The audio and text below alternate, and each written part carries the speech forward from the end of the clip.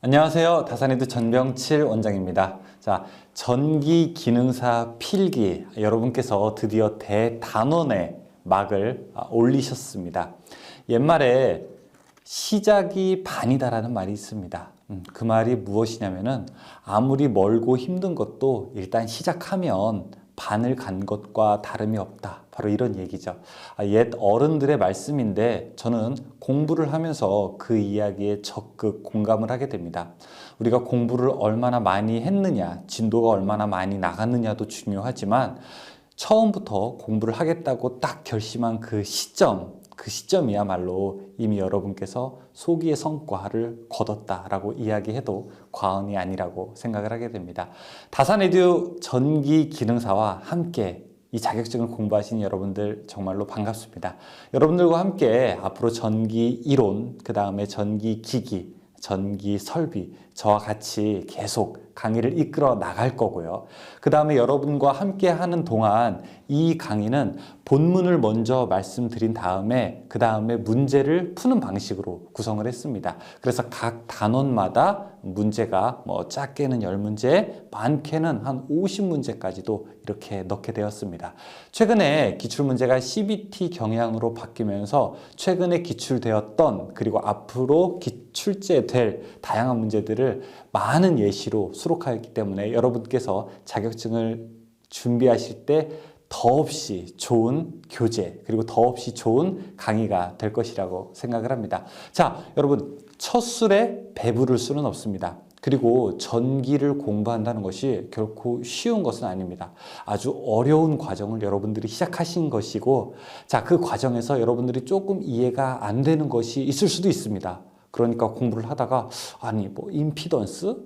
리액턴스? 이게 도대체 무슨 말이야? 라고 이렇게 포기하면서 인터넷 검색을 해서 리액턴스 정의를 찾거나 인터넷 검색을 해서 다른 말로 찾지 말고 그냥 강의를 계속 이렇게 들으십시오. 편안하게 우리가 주말에 전국 노래자랑 틀어놓고 집에서 밥 먹는다는 생각으로 그냥 한쪽 귀로 계속 듣고 눈으로 계속 이렇게 보십시오. 한 번에 완벽하게 공부하려고 하지 말고 천천히 처음부터 일단 끝까지 반복을 하고 그 다음에 2번, 그 다음에 3번을 반복하십시오. 제 강의가 그렇게 강의 수는 이번에 약 58강, 59강 정도는 되지만 그 강의 시간이 그렇게 길지는 않습니다. 하나에 약 20분에서 한 30분 정도의 강의 시간이기 때문에 여러분께서 강의 숫자에 기겁하지 마시고 총 강의 시간이 여러분들이 약 3번 정도, 한 달에서 약 1달 반, 2달 정도면은 여러분들이 3번 정도 충분하게 반복할 수 있을 시간이 되니까 여러분들이 반복한다는 생각으로 공부를 해주시기 바라겠습니다. 문제를 풀다가 잘 안 풀릴 때도 있을 겁니다. 그럼 잘 안 풀리게 되면요, 체크를 하시게 되면 됩니다. 그래서 문제를 3가지로 구분을 하셔야 됩니다. 어떤 문제? 1번, 자, 2번, 3번 이런 문제가 있다. 그럼 여러분들이 3가지로 구분하는 방법은 첫 번째, 완벽하게 아는 문제. 2번째, 좀 아리송한 문제. 3번째, 내가 못 풀 것 같은 문제들. 그래서 여러분들이 완벽하게 아는 문제는 X로 표시하시고 여러분들이 아리송하다, 자, 이런 문제들은 그냥 이렇게 하나 빗금을 쳐두시고 그 다음에 절대 모르겠다, 자, 이런 문제들은 여러분들이 물음표를 이렇게 체크해 두십시오. 그래서 지금 좀 이따부터 우리가 계속 같이 문제를 풀 텐데 여러분께서 1번 좀 아리송하다 라고 할 때는 이렇게 살짝 표시를 해놓고 여러분들이 그 다음 좀 이것도 아리송하다, 자, 이거는 확실하게 알겠다, 이거는 너무 쉬운 문제야, 그런 거는 여러분들이 이렇게 X를 쳐놓고 이건 내가 지금 이 수학적으로 도저히 안 되겠는데 라고 생각하시는 것은 옆에다가 이렇게 물음표를 이렇게 체크해 놓으십시오. 여러분, 자격증 공부는 어떤 거냐면은 아무것도 모르는 것을 푸는 게 아니라 아리송한 것들을 완벽하게 푸는 과정으로 만드는 것들입니다. 그래서 여러분들이 처음 보실 때는 아리송한 것들이 많겠죠. 물음표 쳐 있는 거랑, 그쵸? 그 다음에 2번째, 3번째 볼 때는 점점 이렇게 X표를 치면서 아리송한 것들을 완벽하게 내 것으로 만들어가는 시간이 필요하게 된 겁니다. 그 다음에 그래도 시간이 남는다라고 하게 되면 이렇게 물음표 되어 있는 것을 여러분께서 푸는 것이 좋은 학습 방법이라고 그렇게 말씀을 드리고 싶습니다. 자, 공부 한 번에 완벽하게 하려고 하지 마세요. 그쵸? 자, 여러분 책 한 번 딱 보면서 이거 모르겠네 하면서 다산에듀 질의응답 게시판에다가 이거 뭡니까? 이렇게 물어보지 마세요. 제가 대답할 대답하기가 귀찮아서 그러는 것이 아니라 여러분들이 한 번 볼 땐 모르는 게 당연한 겁니다. 그 시간까지 아껴서 차라리 2번을 보세요. 아셨죠? 공부하다가 야, 내가 기초 수학이 너무 안 돼 있구나. 내가 어디 중학교 수학책 사가지고 예전에 사인 코사인부터 다시 봐야지. 전혀 그럴 필요 없습니다. 아셨죠? 그냥 본문 강의를 편안하게 보십시오. 제가 여러분들한테 해드릴 수 있는 강의의 수준, 그 다음에 여러분과의 그 접촉점도 바로 그러한 지점에서 잘 맞추도록 기획을 하였습니다. 자, 저랑 같이 공부하는 동안 여러분께서 페인트를 3번 칠한다고 생각을 하십시오. 페인트를 3번 칠하면서 자, 1번, 2번, 3번 칠하면서 좋은 빛깔이 나오도록. 잘 모르면 4번 보면 되죠. 그렇죠? 우리가 페인트 칠할 때 한 번에 완벽하게 칠하지 않잖아요. 1번 칠하고 그 다음에 또 2번 칠하고 이렇게 하면서 점점 고유한 빛깔을 내듯이 여러분께서도 공부할 때 그런 방법을 쓰시면 좋겠습니다. 자, 사설이 좀 길었지만 공부를 어떻게 하느냐라고 하는 그 방법도 이 강의를 하는 것만큼 중요하기 때문에 제가 여러분들에게 말씀드렸습니다. 자, 첫 번째 시간이고요. 드디어 우리가 직류회로 들어가겠습니다. 일단 직류회로라고 하는 거는 뭐냐면요, 곧을 직자예요. 흐를류, 곧게 흐른다라고 하는 겁니다. 그러면은 직류랑 반대되는 말이 뭐가 있습니까? 자, 이제 뒤에 나오게 되는데요. 직류랑 반대되는 말은 교류가 있습니다. 우리가 전기를 직류와 교류로 나누게 되는데, 직류는 보통 우리가 이야기했을 때 배터리 같은 거예요. 여러분들이 만약에 저 슈퍼마켓에 가서 이렇게 건전지를 하나 샀다고 한번 해보죠. 그러면 이렇게 볼록 튀어나온 부분이 플러스고, 자, 이쪽 평평한 부분이 마이너스가 되죠. 자, 그런데 이것은 오늘 사도 플러스 마이너스고, 내일 지나도 모레 지나도 한 달이 지나도 2달이 지나도 플러스와 마이너스가 방향이 바뀌지가 않아요. 그러니까 만약에 이렇게 해서 여기다가 전구를 넣게 되면은 전류가 흐르는 방향은 이런 방향으로 이렇게 흐른다고요. 그렇죠? 그래서 전류의 방향이 바뀌지 않기 때문에 이것을 우리가 직류라고 이야기를 하게 됩니다. 다이렉트 커런트라고 해서 DC, 영어로는 이렇게도 표기를 하게 되죠. 교류는 뭐냐면요, 우리가 가정에서 사용하는 전원을 우리가 흔히 교류라고 할 수 있습니다. 여러분 집에 콘센트를 보시게 되면 콘센트가 플러스 마이너스가 계속 바뀌게 됩니다. 자, 플러스 마이너스가 바뀌게 되니까 여러분들이 만약에 선풍기를 사용한다고 하게 되면은 코드를 꽂을 때 이렇게 꽂을지 그 반대로 꽂을지 고려하지 않죠. 왜? 전류의 방향이 계속 바뀌니까 1초에 몇 번? 60번. 그래서 그걸 우리가 60Hz라고 이야기를 하고요. 왔다 갔다 전류의 방향이 바뀐다라고 해서 이걸 우리가 교류라고 이야기를 하게 됩니다. 영어로는요, alternating current라고 해서 AC라고 하게 되죠. 이걸 이제 그래프로 만약에 그려보게 되면은, 자, 이것을 시간이라고 하고 이것을 전류라고 하게 되면은 전류의 방향이 항상 일정하다라고 해서 이걸 직류. 자, 그 다음에 교류인 경우에는요, 시간의 흐름에 따라서 전류의 방향이 왔다 갔다 한다고 해서 이걸 우리가 교류로 표시하게 됩니다. 그런데 이번 시간에는 우리가 뭘 공부하게 되느냐? 바로 직류를 하게 되죠. 왜? 직류가 해석하기가 조금 더 쉬워요. 우리가 일정한 사람, 기분이 일정한 사람은 맞춰주기가 참 쉽다고요. 그런데 어떤 사람은 다혈질이야. 막 기분이 들쑥날쑥해요. 이런 사람들은 맞춰주기가 쉽지가 않죠. 그래서 계산하고 예측하기 쉽고 상태가 안정적인 직류를 먼저 공부하는 것이 조금 더 쉽기 때문에 우리가 먼저 직류를 배우게 됩니다. 자, 그 중에 오늘은 첫 번째 시간으로서 전기의 본질이 과연 무엇이냐라는 것부터 시작을 해보도록 하겠습니다. 자, 여러분 교재 같이 보시면서 그림을 가지고 이야기를 해보도록 하겠습니다. 교재 보고 계시죠? 그렇죠? 저랑 같은 교재입니다. 교재를 보시게 되면, 자, 모든 물질은 원자라고 하는 매우 작은 입자의 집합으로 되어 있다. 우리가 어떤 물질을 쪼개면, 예를 들어 이런 분필을 쪼개면 분자가 되는 거죠. 그 성질을 가진 가장 최소의 단위를 분자라고 하죠. 그걸 분자를 쪼개면 또 원자에 도달하게 되는데, 자, 원자의 모형은 이 그림 1-1과 같다라고 하게 되는 거예요. 중성자가 있고요. 그 다음에 양성자, 그러니까 플러스를 가진 양성자가 있고요. 그 다음에 플러스의 기운이 아닌 그냥 중성의 상태인 중성자가 있고요. 그 다음에 그 주변을 마이너스 성분을 가진, 자, 어떤 거? 전자가 돈다. 이렇게 궤도처럼 이렇게 돈다라고 하는 것이 이러한 원자 모형을 우리가 보어의 원자 모형이라고 이야기하게 됩니다. 그런데 사실 최근에 최근에 근래 과학에서 현대 과학에서는 이 보어의 원자 모형을 가지고 좀 설명하지는 않고요. 슈레딩거의 원자 모형이라고 해서 이 주변이 전자가 구름처럼 끼어 있다라고 하는 것으로 표현을 하게 됩니다. 그런데 우리가 시각적으로는 좀 이렇게 나타나는 것이 일반적이어서 자, 보어의 원자 모형을 가지고 이야기를 하게 됩니다. 여기 플러스가 가지고 있는 게 양성자고요. 자, 그 다음에 성분이 없는 것을 우리가 중성자라고 하게 됩니다.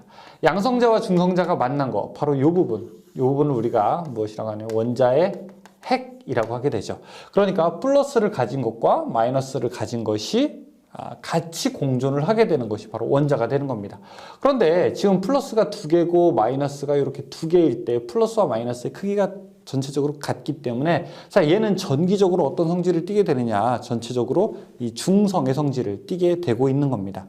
자, 그 상태에서 밑에 그림 보시겠습니다. 자, 원자의 구성, 양전기를 가진 원자 핵, 그 다음에 음전기를 가진 전자로 구성되어 있다. 그렇죠? 이렇게 원자 핵과 그 다음에 전자로 구성되어 있는 것이 일반적으로 원자의 구성이고요. 그 다음에 원자, 모든 물질은 원자라는 소립자로 되어 있다. 분자는 물질의 성질을 가지고 있는 최소의 단위를 우리가 분자라고 하고요. 그 다음에 자유전자라고 나와 있게 됩니다. 자유전자라고 하는 것은 무엇이냐면은 자, 이렇게 전자가 이 양성자와 같이 있게 되는데 둘은 플러스와 마이너스는 서로 끌어당기는 힘이 있어요. 마치 자석의 N극과 S극처럼.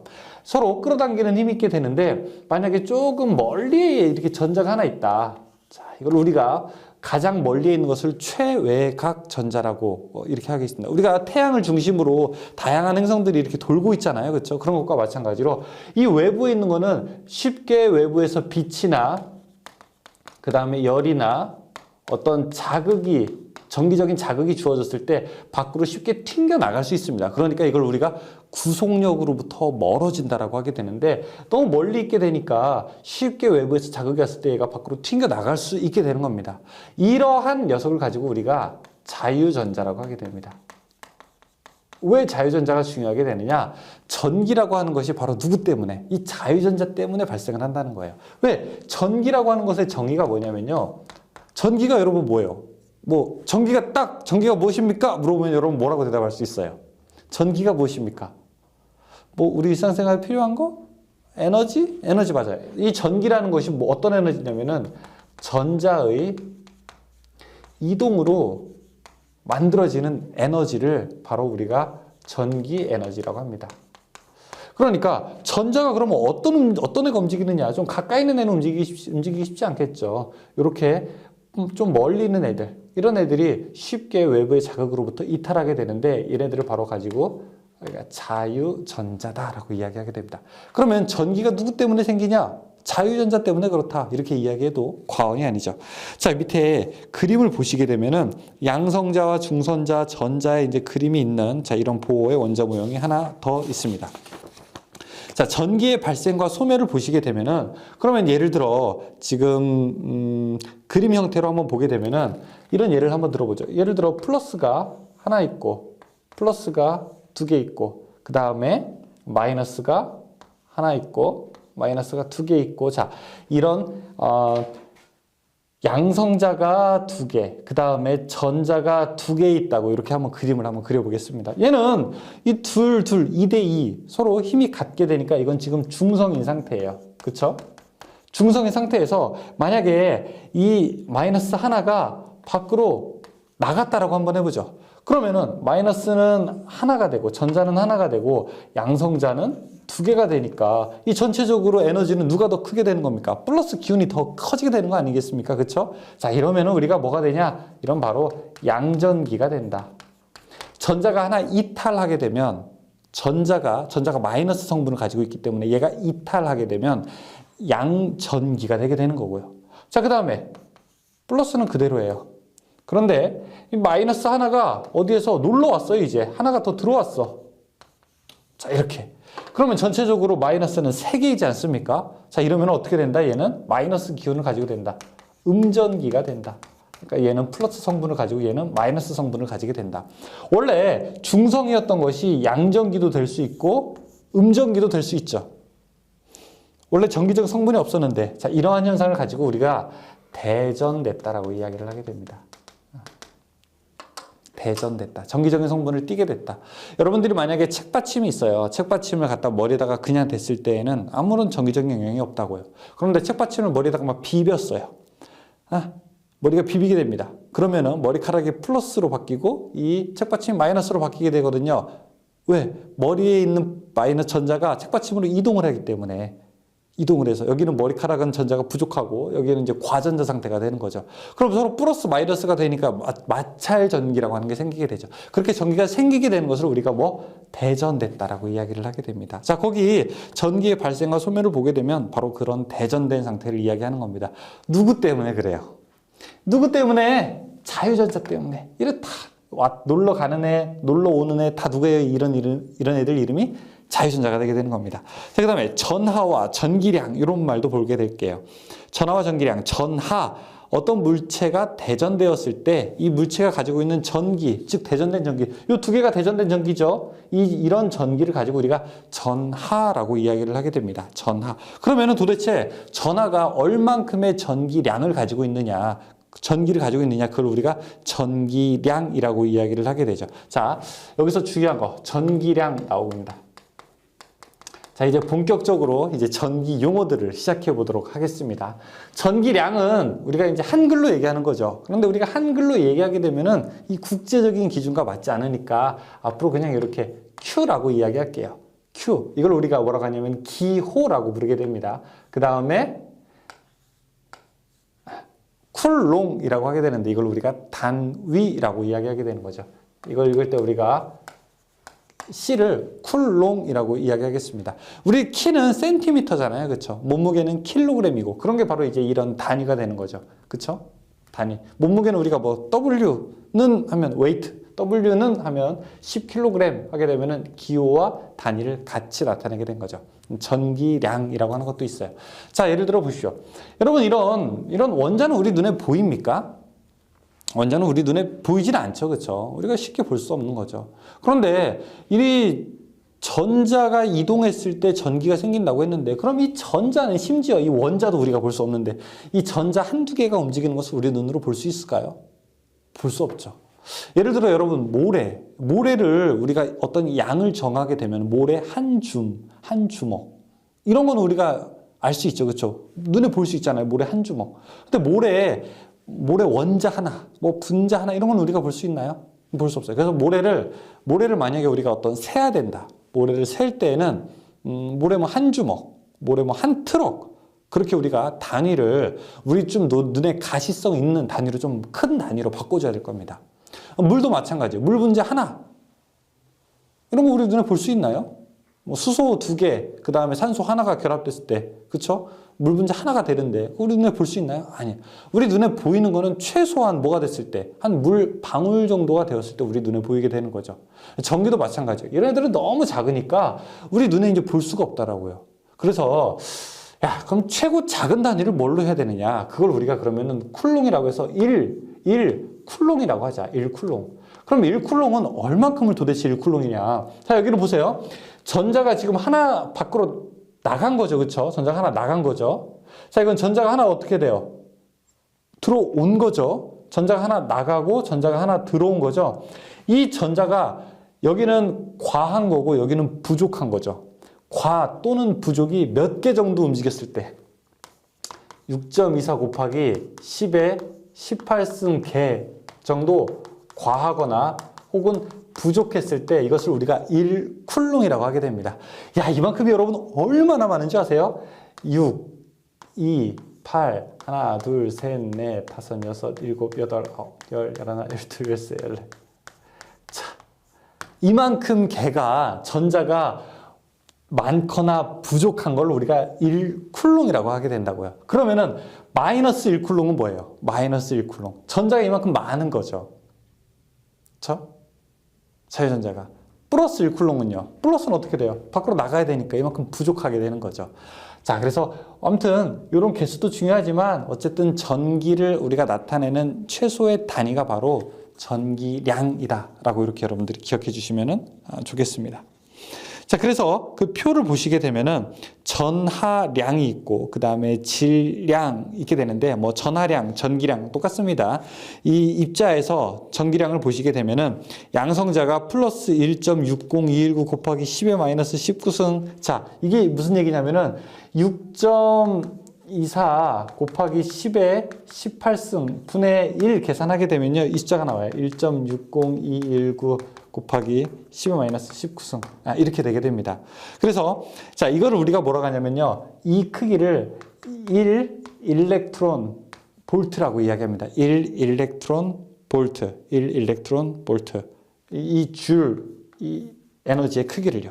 자, 그 밑에 보시게 되면은 전자 한 개는 마이너스 1.60219 곱하기 10의 마이너스 19승 쿨롱의 음의 전기량을 가지고, 그쵸? 이거의 역수, 이거를 반대로 하게 되면은. 자, 또한 양성자 한 개는 자, 이만큼의 양의 전기량을 가지고 있으므로 1쿨롱은 한 6.24 곱하기 10의 18승계의 전자의 과부족으로 생기는 전하의 전기량이다라고 이야기하고 있습니다. 그 밑에 보시게 되면은 전하가 어떻게 이동이 되느냐 이걸 보여주고 있는 거죠. 물은 따뜻한 곳에서 차가운 곳으로 이제 움직이게 되는데, 자, 전하가 한쪽이 플러스가 많이 있고, 자, 여기가 반대편이 하나도 없다라고 하게 되면은 서로 같은 것끼리는 어떻게 되죠? 플러스 플러스는 서로 밀어내죠. 여러분들이 우리가 초등학교 과학 시간을 통해서 알 수 있겠죠. N극, N극. 자석의 같은 것끼리는 밀어내고 다른 것끼리는 서로 잡아당기죠. 만약에 여기 플러스만 쭉 있게 된다면 이 플러스는 밀려나서 반대편으로도 자, 똑같이 힘이 같아질 때까지 움직이게 될 겁니다. 이걸 우리가 전하가 움직인다고 하게 되는 거고, 전하가 움직이는 걸 가지고 전하가 마치 물과 같이 흐른다고 하는 거고요. 전하가 흐르는 걸 가지고 우리가 전류라고 이야기하게 되는 겁니다. 전류. 그러니까 가만히 멈춰 있는 건 우리가 그냥 정전기라고 그래요. 근데 전기가 움직이면 동전기라고 하게 되는데 그 동전기를 바로 전류라고 이야기하게 되는 겁니다. 여러분 집에 불이 어떻게 켜집니까? 전류 때문에. 전기가 흘러서, 전자가 흘러서. 여러분들 집에 다리미가 어떻게 해서 달궈지게 되는 거예요? 전류 때문에. 전기가 흘러가게 돼서. 그러면 전기를 흐르게 하려면 기본적으로 어떤 힘이 있어야 되는 겁니까? 어떤 압력이 있어야 되죠. 물을 흐르게 하려면 수압이라고 하는 게 걸려야 되듯이 전기를 흐르게 하려면 뭐가 있어야 돼요? 전압이 있어야 되는 거죠. 그렇죠. 전압. 이제 하나씩 여러분들이 이렇게 알고 가면 되는 겁니다. 한 페이지 넘겨서 자, 도체와 부도체에 대한 얘기도 있어요. 자, 전기가 잘 흐릅니다 라고 하면은 도체고요. 도체는 뭐 금, 그 다음에 구리, 그 다음에 알루미늄, 그 다음에 철, 자, 이런 것들을 우리가 도체라고 하게 되죠. 전기가 잘 통해요. 그 다음에 부도체. 부도체는 뭐예요? 전기가 안 통해요. 자, 이거는 뭐죠? 부도체는? 자, 이런 제가 입고 있는 옷 같은 거. 그 다음에 뭐 플라스틱, 고무, 나무, 뭐 이런 것들은 우리가 전기가 안 통하는 부도체가 되는 거죠. 자, 그런데 애매한 애들이 있어요. 애매한 애들. 어떠냐? 어떤 경우에는 전기가 통했다가 어떤 경우에는 전기가 통하지 않았다가, 자, 이것의 발견이야말로 우리 인류가 획기적으로 정보통신이라든지 이런 기술이 발전하는 계기를 마련해 준 거죠. 바로 반도체입니다. 그 표를 보시죠. 애매한 애들 있잖아요. 그렇죠? 애매한 애들, 게르마늄, 규소 이런 애들은 애매하다고요. 이런 애는 어떤 때는 전기가 통했다가 어떤 때는 통하지 않았다가. 그래서 여러분 원래 도체를 뭐라고 하냐면 영어로 컨덕터라고 그래요. 컨덕터. 그런데 반도체는요, 반만 되기 때문에 우리가 셈이라는 말 붙여서 세미컨덕터라고 이렇게 부르게 되는 겁니다. 세미컨덕터. 자, 그래서 반도체라는 말도 있으니까 한번 보죠. 자, 전기 도체로 좋은 재료는 은, 구리, 금, 알루미늄. 이게 전기가 잘 통하는 순서예요. 자, 보시죠. 문제를 같이 한번 풀어보도록 하겠습니다. 자, 제가 이렇게 한 단원에 대한 설명이 끝나면은 그 다음에 이렇게 문제풀이를 합니다, 여러분. 지금 여러분 처음 강의를 들으시는 거니까. 자, 그럼 문제풀이를 할 때 어떤 걸 기억하여야 하냐면은 제가 아까 기억한 거 있죠. 3단계. 내가 이 문제는 다시는 안 틀린다라고 하는 건 어떻게? X표를 치고 좀 아리송하고 잘 모르겠다. 뭐 둘 중에 하나인데 어떤 거였더라? 이거 뭐였더라? 아까 했던 것들은 이렇게 그냥 슬러시를 이렇게 표시합시오. 아셨죠? 다음번에 볼 때는 어떻게 해야 된다고요? 슬러시로 표시한 거를 이렇게 X자로 만들면 된다고요. 왜? 여러분들 우리가 전기 기능사는 전기 이론, 기기, 설비 3가지 과목으로 되어 있는데 총 몇 문제? 자, 20문제, 20문제, 20문제 해서 몇 문제? 총 60문제가 출제됩니다. 60문제에서 몇 문제? 36문제 맞추면 돼요. 60개 중에 36개 맞추면 된다고요. 반이 30개잖아요. 30개에서 조금 더 맞으면 된다고요. 그러니까 여러분들 이걸 100점 맞는 시험이 아니에요. 자, 꼭 기억하셔야 됩니다. 그리고 이거는 상대평가가 아니에요. 상대평가가 아니에요. 나랑 같이 간 친구들이 10명 있는데 9명이 100점 맞고 내가 99점 맞아도 그래서 나 떨어지는 거 아닙니다. 그냥 점수가 계산해서 이 전체적으로 60개 중에서 36개 맞추면 60점 넘으면은 합격이 되는 겁니다. 그러니까 여러분들이 내가 죽어도 잘 모르겠다. 이거는 내가, 이거 계산하려면은, 수학책 가지고 한참 좀 씨름을 해야 되겠다. 씨름 하지 마세요. 씨름은 자격증 딴 다음에 하시는 겁니다. 아셨죠? 지금 우리가 공부하는 건 뭐냐면은 이 적정한 커트라인을 넘자라고 하는 거예요. 이 넘는 부분에서 너무 힘들면 안 돼요. 여기서 너무 힘들게 되다 봐요. 그럼 여러분 나중에 기사 공부하거나 산업기사 공부할 때 지치게 돼요. 여기서 기초 체력을 기르고 그 다음에 전기에 대한 흥미를 유발하는 것이 가장 중요하게 됩니다. 그러니까 여러분들이 공부할 때 아리송한 것들을 X로 만들어가는 단계들, 이 단계가 30개를 만드는 게 여러분들이 지금 할 거지, 물음표 돼 있는 거, 잘 모르겠다. 내가 물리책을 사봐야 되나? 라고 하면 공부 이상한 데 가는 거예요. 그러면 공부 이제 1년, 2년 쭉 가는 겁니다. 아셨죠? 절대 그렇게 공부하면 안 됩니다. 또 공부 잘 못하시는 분들의 특징, 다산해주를 만나기 전까지 자격증을 여러 번 떨어졌다라고 하시는 분들은 이렇게 공부하는 거예요. 관연도 문제를 하나 삽니다. 관연도 문제를 하나 사서 외워요. 외우게 되면 이게 무슨 내용인지 모르면서 확실한 것들만 기억하게 되는 거죠. 이렇게 되게 되면은 여러분들이 만약에 그런 분들이 시험을 보게 되면 관연도 문제만 달달 외워가게 되면 28개에서 32개 사이로 늘 떨어지게 됩니다. 늘 떨어지게 됩니다. 내가 지난번에 시험을 봤는데 몇 개 맞으셨어요? 이렇게 물어보게 되면은 저 지난번에 34개 맞았어요. 34개 맞아서 아깝게 떨어졌습니다. 이렇게 말씀하시는 분들 계세요. 아깝게 떨어졌습니다. 그럼 34개면 진짜 아깝게 떨어진 거예요? 전혀 그렇지 않아요. 왜냐하면 이런 분들 조금만 더 공부하면 합격할 것 같죠? 조금만 더 공부하면 36개 맞을 것 같잖아요.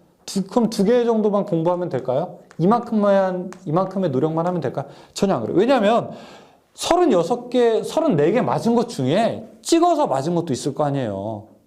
내가 진짜 확실하게 아는 문제가 20개라고 하면은 사실 이런 분들 아리송한 것들, 둘 중에 하나, 셋 중에 하나 어떤 것이 맞을까요? 해가지고 맞은 것이 나머지가 14개 되는 겁니다. 솔직하게 얘기하면 찍어서 맞은 것도 있어요. 그러면은 이 14개는 허수가 되니까 다음에 공부할 때는 14 더하기 2에서 16개만큼 공부를 해야 되는 거예요. 근데 이런 분들이 34개 맞은 분들이 꼭 조금만 더 공부하면 될 것 같아가지고 대충 살짝 공부한다고요. 다음에 그러면 36개 합격할 것 같아요? 천만에. 오히려 더 떨어져요. 32개, 30개 이렇게 맞는다고요. 왜? 공부를 깊이 있게 하지 않아서. 여러분들은 다산해지를 만났기 때문에, 그리고 저를 만났기 때문에 우리는 어떻게 한다? 확실하게 공부한다. 우리는 어떻게 한다? 아는 것만 조진다. 아는 놈만 그냥 여러 번 반복한다. 아셨죠? 아는 것만 확실하게 만든다. 애매모호한 것만 하여간 확실하게 만들어서 시험장 간다. 라고 하는 것만 기억하십시오. 자, 문제 보겠습니다. 1번. 어떤 물질이 정상 상태보다 전자수가 많아져서 전기를 띠게 되는 현상을 무엇이라고 하게 되는가? 원래 전기적 성질이 없었어요. 근데 전기적 성질을 짠 하고 띠게 되었습니다. 이런 걸 뭐라고 했어요? 대전됐다 라고 이야기하게 되죠. 자, 다음에 물질 중에 자유전자가 과잉된 상태. 자, 두 번째 보니까 전자가 과잉됐대요. 자, 이렇게 플러스, 마이너스 있는데 전자, 마이너스 성분을 띠게 되죠. 이게 과잉됐대요. 전자가 더 많아졌대요. 그럼 전체적으로 무슨 성분을 띠게 됩니까? 음전기 성질을 띠게 되는 거죠. 1번. 3번. 원자핵의 구속력을 벗어나서 물질 내에서 자유롭게 이동할 수 있는 애들, 막 움직이는 애들 누구예요? 자유전자. 4번. 정상 상태에서의 원자를 설명한 것으로 틀린 것은 무엇이냐? 자, 1번의 양성자와 전자의 극성이 같다? 이상해요. 양성자는 아까 플러스라고 했고, 그 다음에 전자는 마이너스라고 했으니까 서로 극성이 다른 것 같아요. 그쵸? 다른 것 같아요. 1번이 답이죠. 5번. 다음 중 가장 무거운 것은 무엇이냐? 가장 무거운 것이 뭐예요? 다음 보죠.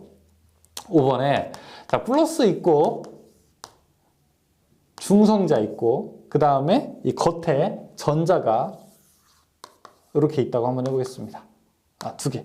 그러면은 양성자와 양성자 플러스 중성자가 뭐가 됩니까? 이게 원자의 핵이 되는 거고요. 자, 여기에다가 더하기 전자를 한 것이 이게 뭐가 됩니까? 이것이 바로 원자가 되는 것이죠. 그러니까 제일 무거운 거는 원자죠. 원자. 자, 근데 1번에 보면 양성자와 중성자 합. 양성자, 중성자 합치게 되면 핵밖에 더 됩니까? 그 다음에 양성자와 전자. 양성자와 전자를 합친 거. 그 다음에 원자 핵과 전자의 질량을 합친 거. 원자 핵과, 요거죠. 핵과 전자의 질량을 합친 거. 이거는 그럼 원자죠. 그쵸? 4번에 중성자와 전자를 합친 거. 중성자와 전자를 합친 거. 아니죠. 핵과 전자를 합친 게 가장 크죠. 3번. 6번. 1 일렉트론 볼트는 몇 줄인가? 4번. 1.602 곱하기 10의 마이너스 19승. 이런 것들은 우리가 하나 외워줘야 되는 겁니다. 그렇죠? 7번. 한 개의 전자 질량은 약 몇 킬로그램인가? 자, 9.109 곱하기 10의 마이너스 31승. 2번. 8번. 평등 자개 B 웨버 퍼 제곱미터 자속을 자, V 미터 퍼 세컨 속도로 가진 전자가 움직일 때 받는 힘은 자, F는 V라고 해서 자속 밀도와 그 다음에 V, 힘에 비례한다. 뭐 이런 게 있는데 이런 것들이 여러분 그냥 보시기만 하십시오. 자, 지금 1번부터 만약에 8번까지 풀어보게 되면은 이렇게 X라고 표시할 수 있는 거 몇 개 있겠어요?